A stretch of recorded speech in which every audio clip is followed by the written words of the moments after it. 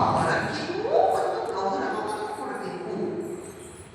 ಅದನ್ನು ಆರೋಪಿ ಎಸೆಯಲಿಕ್ಕೆ ಹೋಗಬಾರದು.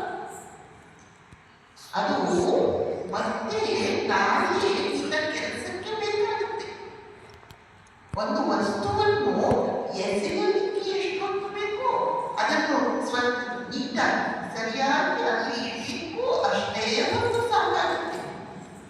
ಆದ್ದರಿಂದ ಅದು ಹೊರಗೆ ಸಾಮಾನ್ಯ